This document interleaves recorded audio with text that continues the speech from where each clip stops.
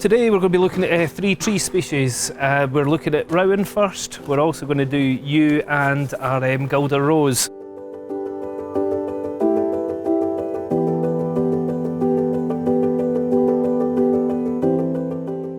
After you've been out and you've done your collection, what's always good to do is weigh your collection. This is more just going to help you in future years, give you some sort of guidance and a wee sort of feel for how much you should collect. The first thing we want to do is try and take out as much as the leaf debris as we can. This, you don't need to get every bit out, but it just makes the next process that little bit easier. So once you've got the majority of the debris out, just pop it into your bucket. And then you're ready just to start macerating them. If you're trying to mash it up, it can hurt your hand a wee bit, so that's why I use the rolling pin, and that just gives me some downward force with the masher. Because the rowan has 3 or 4 quite small seeds, this takes a fair bit of time. I'll add some water, give it a good stir, adding water back to it, pouring away the debris, and after 4 or 5 turns of that, your water starts to become clearer.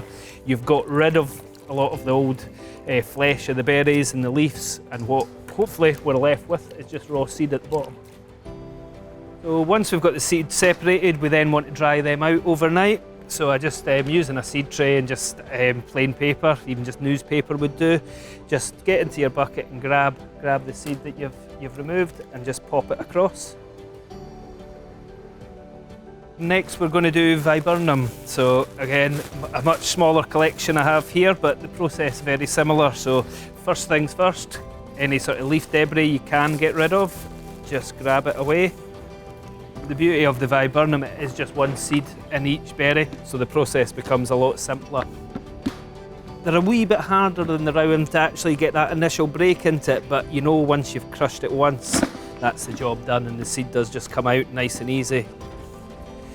So that's in a nice state now, just to put across my paper. I'll leave this overnight and that will dry the seed off. Any of these little bits of flesh that was maybe sticking to a bit of seed before, once it dries away, that'll just fall off just nicely. The next species we're doing is yew. This should be a lot easier for us. As you can see, when I give the berries just a tiny squeeze, the seed comes out no problem. And it is 1 large seed per berry, so we shouldn't take much macerating at all. So even just that little bit of time there has almost broke all these up for us. So no time at all to get through that.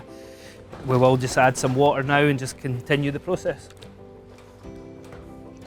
Yew as a species is poisonous, everything apart from the flesh of the berry, so when you're doing this process just be extra vigilant of what you're doing with your hands, and if you can stop every now and again and give your hands a wee wash, it's well worth doing. We'll pop this over paper overnight, that will dry back and then you'll be left with the nice raw seed, and that exactly there is what we're looking for. So now we've got all 3 species depulped, it's time to bag them up. Create a little funnel with your paper here. And transfer. The bagging process for all 3 species is the same. It's just popping your raw seed into the bag with a 50-50 split with sand. Remembering to always write your species name and your collection location and date onto your bags. It's the stage after this where it differs slightly because they all require slightly different hot and cold treatments to break their dormancy. With us popping it into the fridge, it means we can have it in a controlled environment and give it that constant temperature.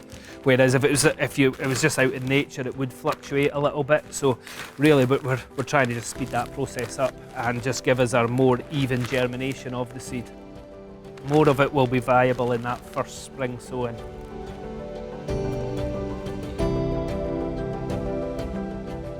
The final step in the process is to make sure you get your master certificate.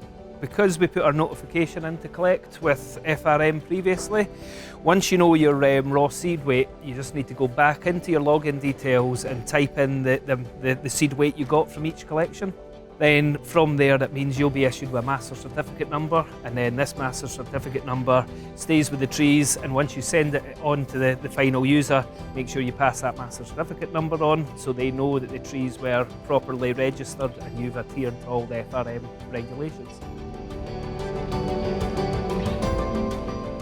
Here's our 3 species. If few months on from spring sowings. With our ewe and our rowan, both of these were just broadcast sown over seed trays in March, transplanted in May, and this is what we have now that we're in September. Viburnum is slightly different, whereas after collecting you sow the seeds in around sort of June time, but all you'll get in that first season is what we call the croup stage. All it does is set its tap root, and then spring of next year the actual seedling itself will sprout up from there.